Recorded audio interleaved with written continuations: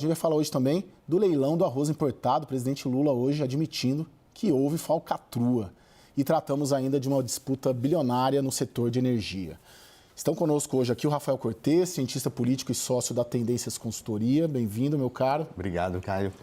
E também a Camila Rocha, cientista política e pesquisadora do Centro Brasileiro de Análise e Planejamento, SEBRAP. Camila, muito bem-vinda novamente aqui. Boa noite, Caio. Boa noite. O Daniel Rittner, meu amigo, nosso superdiretor lá em Brasília. Vamos só amarrar esse dia de eleição municipal, uma definição importante. O prefeito de São Paulo, Ricardo Nunes, confirmou hoje que o coronel da reserva, Ricardo Melo Araújo, indicado pelo ex-presidente Jair Bolsonaro, será seu vice na chapa em busca da reeleição na cidade de São Paulo. A reportagem é do Saulo Tiossi. Há um mês do início das convenções partidárias, o anúncio do acordo coube ao governador Tarcísio de Freitas. Eu acho que está acordado com todos os partidos, todos os partidos concordarem. É uma coisa super difícil você conseguir nessa convergência, num número de agremiações tão grande, com visões diferentes. E a gente convergiu para o nome do Melo Araújo, então a gente agora segue com o Melo Araújo, vai ser o representante nosso como pré-candidato a vice-prefeito. Melo enfrentava a resistência por aliados de Nunes. A avaliação é de que ele possui um perfil mais radical e pode haver rejeição por parte do eleitorado. A decisão de Nunes pelo vice precisou ser antecipada para não perder o endosso do PL, o partido do ex-presidente Bolsonaro, à sua tentativa de reeleição. Deputados da sigla se mostraram animados com a pré-candidatura do coach Pablo Marçal, que vem pontuando bem nas pesquisas e tem potencial de atrair votos dos eleitores de direita. Também nesta sexta-feira, o presidente Lula e o pré-candidato Guilherme Boulos foram condenados ao pagamento de multa por propaganda eleitoral antecipada. O petista pediu votos para o deputado federal na disputa pela Prefeitura de São Paulo durante ato em comemoração ao Dia do Trabalhador. Em outro movimento relacionado às eleições, o presidente defendeu o ministro das Comunicações, Juscelino Filho, indiciado pela Polícia Federal pelos crimes de organização criminosa e corrupção passiva. Eu estou feliz com o Fufuca, estou feliz com o Juscelino e estou feliz com a nossa Sônia Guajajara. Você poderia me perguntar mais, tem um problema de indiciamento com o Juscelino. E deixa eu dizer uma coisa para mim, para você, com muita sinceridade. Eu tenho uma filosofia de vida que é o seguinte: para mim, todo cidadão é inocente até prova em contrário. Se o cidadão tem um pedido de indiciamento e esse indiciamento ainda não foi concedido pelo Procurador-Geral e nem pela Suprema Corte, eu tenho que aguardar o processo. Lula esteve nesta sexta-feira com Juscelino Filho pela primeira vez depois do indiciamento, em agenda no Maranhão, estado do ministro do União Brasil. Mesmo contando com 3 ministérios, a sigla não vota de acordo com o governo em todas as matérias e não está alinhado ao PT em diversas disputas municipais. Vamos lá, Camila Rocha, você divulgou recentemente um estudo chamado Bolsonarismo sem Bolsonaro, né?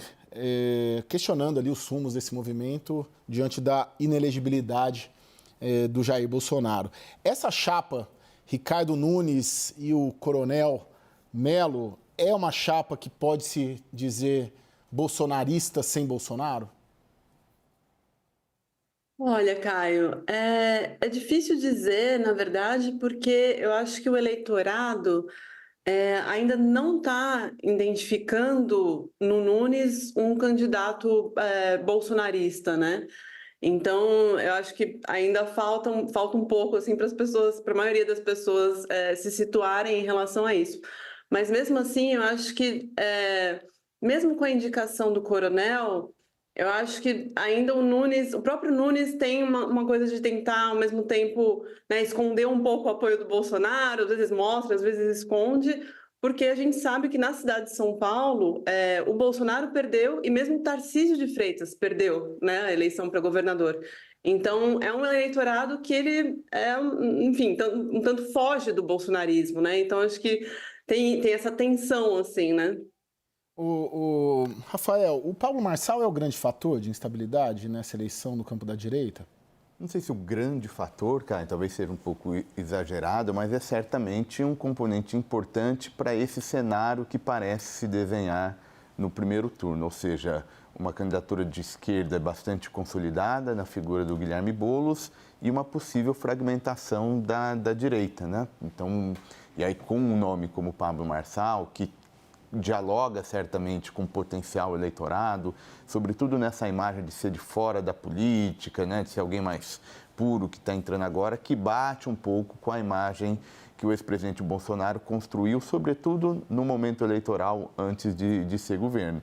E o que a gente sabe é que quando o eleitor recebe uma oferta ampla de candidaturas, ele tende eventualmente a acompanhar e a gente pode ter uma disputa um pouco mais fragmentada do que sugere a própria estratégia, seja do petismo, seja do bolsonarismo, que é nacionalizar essa disputa. Ô Camila, isso eu queria te ouvir, que eu sei que você estuda também Pablo Marçal e os herdeiros do bolsonarismo de uma maneira geral. O apoio do Jair Bolsonaro indicando o vice assegura o voto do bolsonarista no Ricardo Nunes, ou esse eleitor bolsonarista pode pegar de repente e falar, não, eu vou com o Pablo Marçal? Ah, certamente, certamente. Se a candidatura do Pablo Marçal de fato, né, enfim, se consolidar, eu acho que muito provavelmente esse eleitor que é mais fiel mesmo, né, ao Bolsonaro, provavelmente vai querer votar no Marçal, né, até por conta desse perfil que você falou, né, de ser percebido como um outsider, né, ser percebido como alguém que pode promover essa transformação mais radical na política. Enfim, então, com certeza, acho que esse movimento vai acabar acontecendo.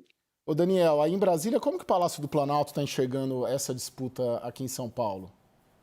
Caio, como a mais importante de todas as eleições municipais neste ano. É claro que para o Palácio do Planalto interessa muito uma vitória em São Paulo.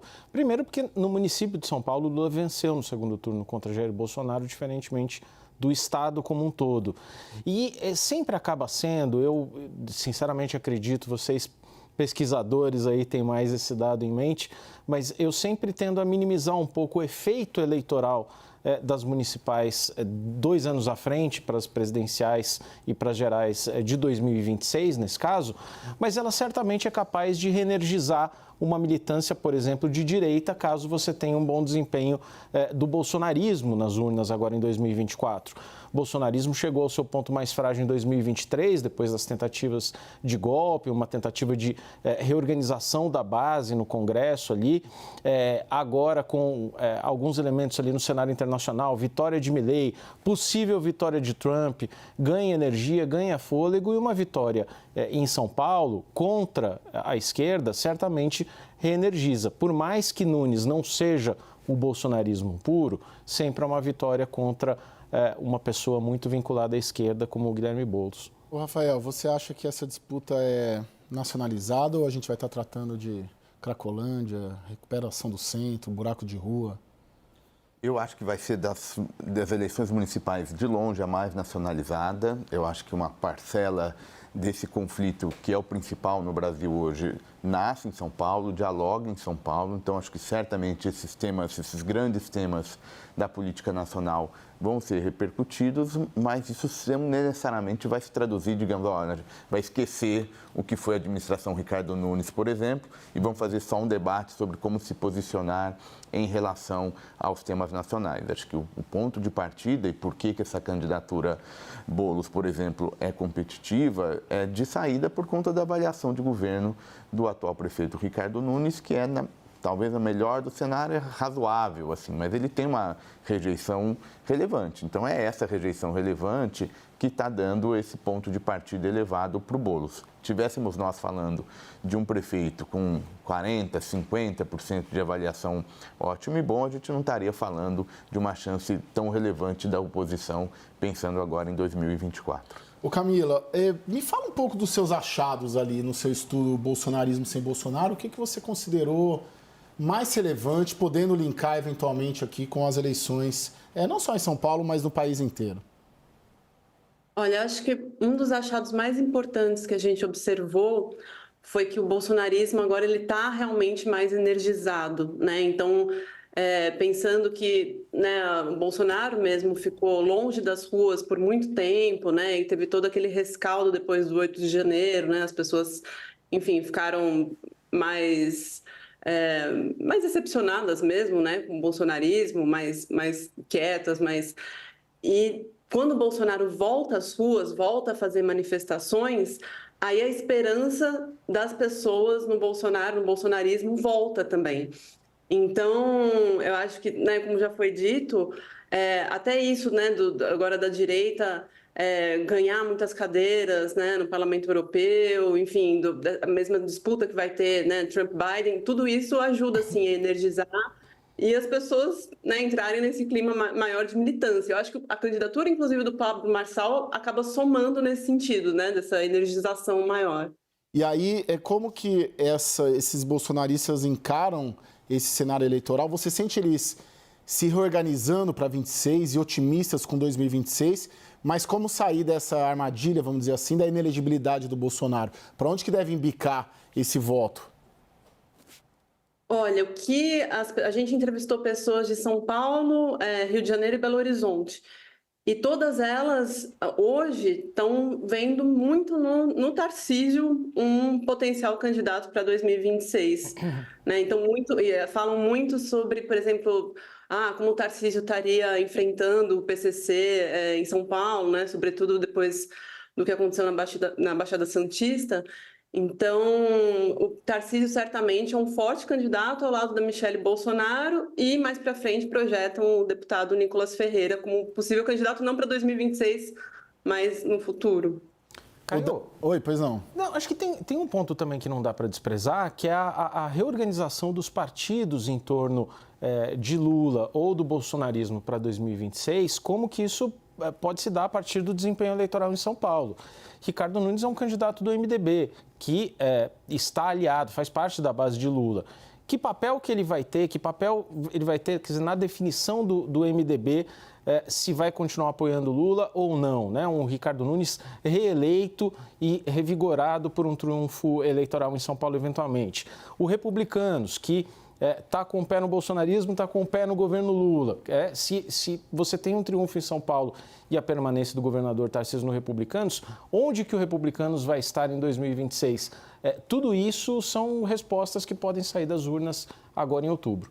Isso ajuda a gente a entender por que o Lula é abraçando o Juscelino hoje, né, Rafael? Assim, um ministro indiciado pela própria Polícia Federal, que é um órgão ligado ao Ministério da Justiça. Esse abraço do Lula no Juscelino, você enxergou de que maneira? Como quase um simbolismo de um abraço à centro-direita, né?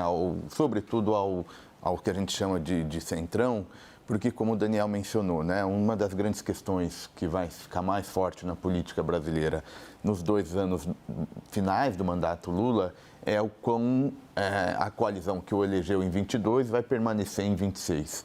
E a gente tem evidências não desprezíveis que temos movimentações importantes nesse sentido de dividir a base que acabou elegendo o Lula lá em 2022. Então, a minha leitura é que agora, salvo alguma coisa muito forte, que realmente ganhe muito peso em termos de agenda negativa, ele vai trocar de lado. Hoje ele até mencionou que não faria uma reforma ministerial agora, que ele está muito satisfeito com os ministros.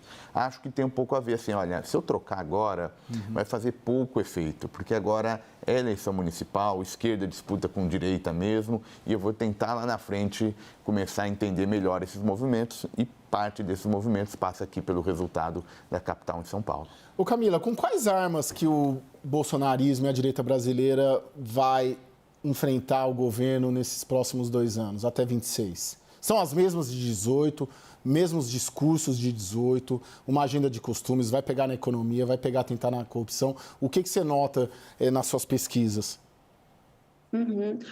Olha, os discursos continuam muito similares, mas uma coisa que a gente vê agora crescendo muito é uma ênfase na questão da segurança pública, né? Então, uma radicalização, né, assim, a respeito de todos os temas relacionados à segurança pública. Eu acho que não é à toa, por exemplo, a indicação desse vice, né, um coronel da Rota, pro Nunes, em São Paulo, né? Ou mesmo se a gente for pensar também mesmo nas eleições do Rio de Janeiro, também a mesma coisa, essa ênfase no tema da segurança pública, de novo, né, aparece.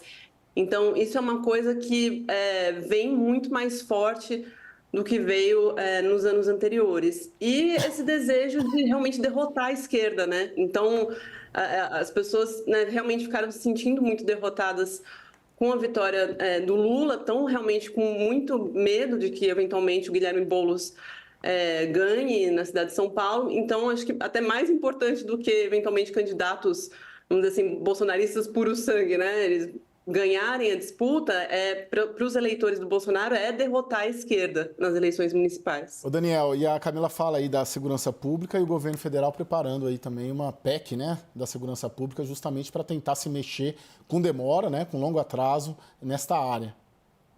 Bom, mas essa PEC também virou a PEC da semana que vem, né? Na semana que vem sai, nos próximos dias sai. A gente precisa ter a PEC finalmente, né? Pelo menos a proposta, obviamente.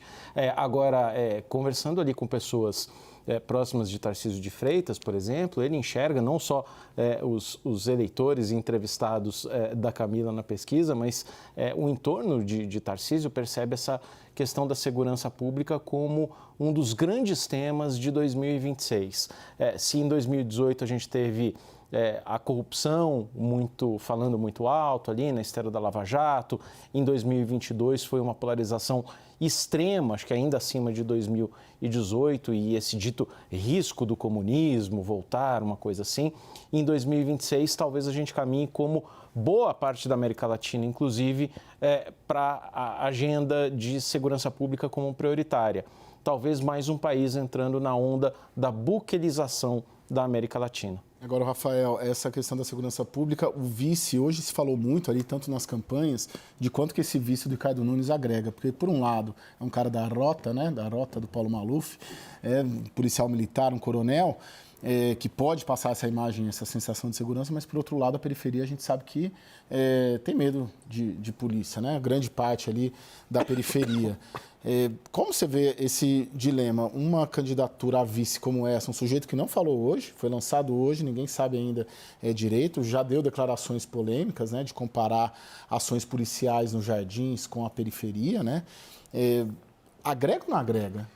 Olha, Caio, eu particularmente sou meio cético com essa ideia de que escolhe o vice e isso tem um impacto no eleitorado tão claro, né, com um canal tão direto de que agora, em função do nome escolhido, esse eleitor vai migrar quase que de maneira automática. Eu acho que a política, ela é um processo, ela ocorre no tempo. Então, você vai gerando novos elementos para ajudar uma narrativa. E se a gente estiver apontando na direção correta, e tudo leva a crer que sim, a segurança pública vai ser um tema importante agora em 2024 e vai pensando também lá na frente. Então, você precisa gerar um conjunto de elementos para, no fundo, dizer, olha, a direita ou a gente faz melhor segurança pública do que o governo Lula faz ou do que a esquerda faz, a depender da região que está sendo convocada. E, de fato, a esquerda não tem uma bandeira para chamar de sua, para quem apoia esses grupos irem lá numa discussão de política cotidiana e dizer, olha, o que a gente fez, né?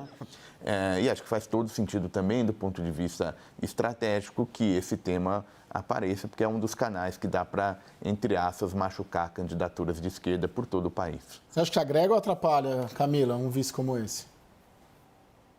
Olha, eu acho que agrega. Eu também concordo com a leitura de que, né, dependendo de quem for o vice, às vezes o impacto não é tão grande assim como se projeta, mas de fato agrega. Eu acho que até pelo efeito retórico, simplesmente de, né, falar, olha, né, o meu vice é um coronel, né, da polícia. Então, quer dizer, isso demonstra que eu tenho uma preocupação real com segurança pública, né? Eu acho que é mais isso, são sinais, né? E aí o eleitor vai interpretar nesse sentido. Ah, não, realmente, então tem uma, né, preocupação com segurança, ainda que a gente saiba que, obviamente, né, as coisas não se traduzem dessa forma na prática, porque a ação do prefeito, da prefeita, é muito limitada, né, em relação ao que se pode fazer de fato, né, no âmbito da segurança pública na cidade. Então, mas eu acho que como sinal, certamente pode ser eficaz, sim. Bom, Camila Rocha, cientista política e pesquisadora do SEBRAP, Centro Brasileiro de Análise e Planejamento. Camila, muito obrigado, excelente final de semana. Obrigada, Caio, para você também. Os demais ficam aqui comigo, daqui a pouco a gente vai falar sobre o presidente Lula falando em falcatrua, mas não desistindo do novo leilão de arroz importado. Até já.